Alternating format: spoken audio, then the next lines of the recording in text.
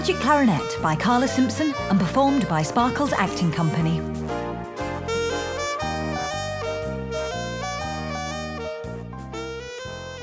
Attics are marvellous things, crammed full of old ornaments, dusty photo albums, rolls of old carpet, and maybe, if you're lucky, a long-lost treasure.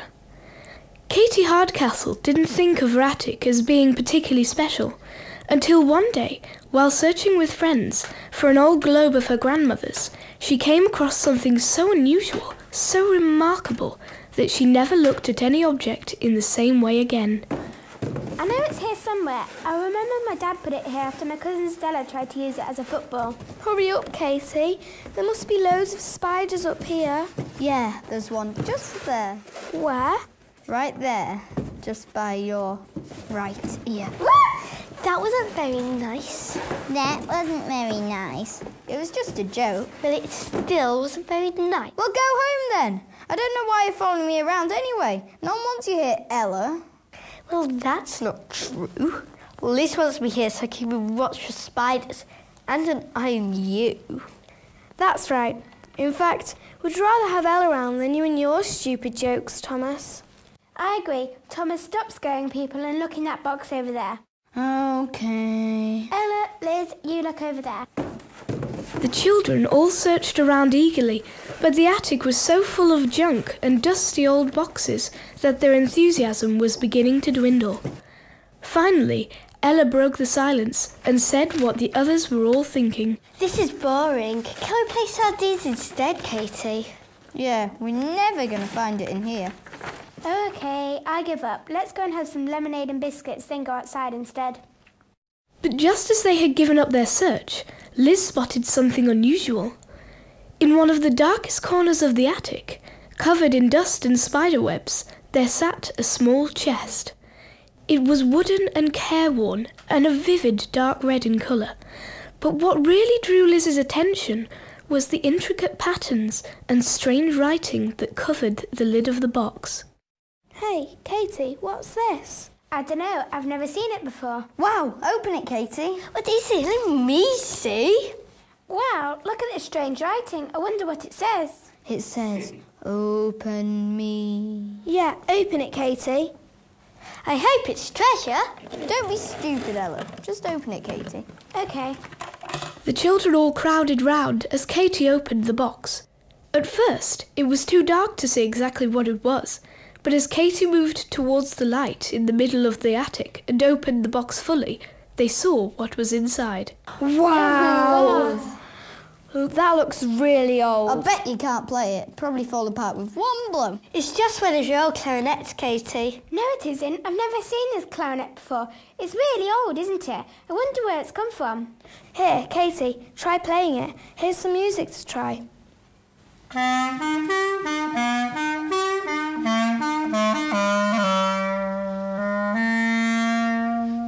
Wow, what a beautiful tune. That can't be the end, though. Is there anything written on the other side? No, it just ends there on C. But then something truly astounding happened. For just as Katie played the last note, something inside the instrument seemed to trigger, and suddenly, as if someone had breathed life into it, the clarinet began to play itself. Oh my God! What's happening? That is amazing! Wow, how is it doing that? This must be a trick clarinet. It must have a computer inside it that makes it play by itself. It's far too old to have a computer in it, Katie. Well, how is it able to play by itself then? It's not magic. Maybe it is magic. That's crazy, Ella. Magic doesn't exist. Oh yeah? And how come that clarinet can play all by itself, huh? Look at me. I play the clarinet. Wow, Ella, you're really good. Yeah, I never knew you were so talented. Of course she's talented. She's my sister. You're so lucky to have a sister like Ella. Yeah, I wish she was my sister. Well, tough, because she's mine, and I love her. Thomas, you weirdo. How do you make it stop, do you think? Oh, you make it stop by saying stop, I guess. Handy. Oh, wow, this thing is amazing. I don't care how it works. I'm going to play it in the school assembly tomorrow. You can't. What if you get caught? I won't get caught. It'll be brilliant. You guys won't tell anyone, will you? Nah, we won't tell. I just hope I don't laugh too much. It's going to be so funny playing a trick on everyone. You can't laugh, Thomas. You'll make me laugh, then people will know it's not me playing. Everyone promise not to tell another soul about this clarinet and not to laugh when I'm playing in assembly tomorrow. Agreed? Agreed. OK, biscuits and lemonade? Definitely. Bring the clarinet. We could hide it under your bed. Good idea. Right, me first on the ladder. Me next. I love you too, Thomas. Oh, shut up. I didn't mean it. Don't even know why I said it. Because you love me, that's why. No, I don't. Yes, you do. No, I don't. Yes, you do. Usually, school assembly was a time for yawning and sneaky whispers, but not today. Today, Katie, Liz, Thomas and Ella could barely contain their excitement as the school gathered in the main hall. Finally, after what seemed like an eternity, Miss Wilkinson silenced the growing murmurs and started assembling. Okay, 1, 2, 3, eyes on me. Very good, children. Now we have a very special honour this morning, children, because this morning's assembly is going to be focused on our little school's great musical achievement. And our first very talented musician to play for you today is going to be Katie Hardcastle. So give a big round of applause for Katie as she comes up here and plays the beautiful Irish folk tune, Danny Boy. Go on, Katie! Actually, I think I'm going to play something else if that's OK, miss. I'd like to challenge myself a little. Oh, OK, Katie. That's a great attitude. Take it away.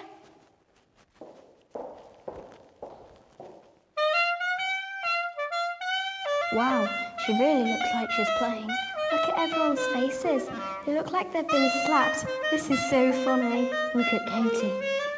Oh, she's lowering this. Yeah, she looks really beautiful, doesn't she? Thomas loves Katie. I know what you mean, though. Look at that smile, that big, beautiful smile. Liz loves Katie. I do love Katie. She's my best friend, and I love her. Look at her. How could you not love her? She's pretty, and smart, and funny, and always so kind and caring. Yeah, she is, isn't she? I remember last year when my cat died. Katie sat with me on the swings for a whole hour. We didn't talk, but she was there. Just last week I hadn't done my homework and she got up really early in the morning to come round and help me. She's the best friend anybody could ever have. And I love her. I love you, Katie! Stop. I love you too, Katie! You're amazing, Katie! You're so pretty, Katie. What's going on? Why are you all being so weird? Oh, Katie! Katie! I've never heard anyone play like that. You're incredible. And such beautiful eyes. When you play, it makes me believe in the existence of angels. If only you could play to us all day. But perhaps you'd better sit down. I'll ask Nurse to bring you a glass of milk and a biscuit. A special performance like that deserves some special treatment. Everyone, a round of applause for our perfect Katie!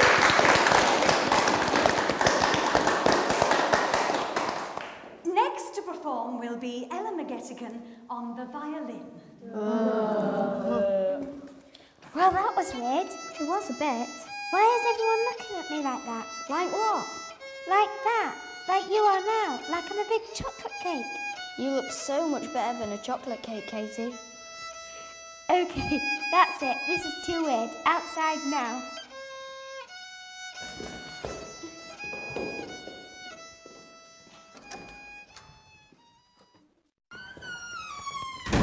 OK, guys, what's going on? Why is everyone suddenly my best friend? We just love you, Katie. Why are you saying that, Thomas? You've never said it before to me. I've never said it to anyone before. Yes, you have. You said it to Ella yesterday. Yeah, but I didn't mean it. Wait a minute. That's right. You said it to Ella yesterday, right after she pretended to play the clarinet. You don't think? The clarinet's more magic than we thought. Makes people fall in love with you. Wow, Katie, if you're right, every boy in the school is now in love with you. I'm not! What? I'm not in love with you. I could never love you. You're just, well, Katie. You're not in love with her. No? It must only really take effect if the clarinet is playing. Wow, this thing is amazing. Think of what you could do with the clarinet, Katie. You could make anyone do whatever you wanted and when you wanted it. And when you're older, whichever boy you want to marry will be yours. And all you have to do is play the clarinet and buy the dress. Oh, I can't play this again. I think someone hid this clarinet for a reason, and I'm pretty sure if we could read this funny writing on the box, it would tell us to be very careful. Or it might say have fun. No, something tells me I should put this thing back in the attic and leave it alone. That is so boring. Let me play it. I want people to be in love with me.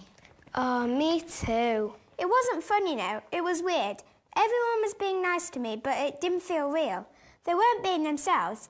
Anyway, I'd like to think people like me anyway, with or without this magic clarinet. I guess you're right. You should put it back in the attic. I'll go home with you after school to help. But Katie, before you do... Yes? Can I play it?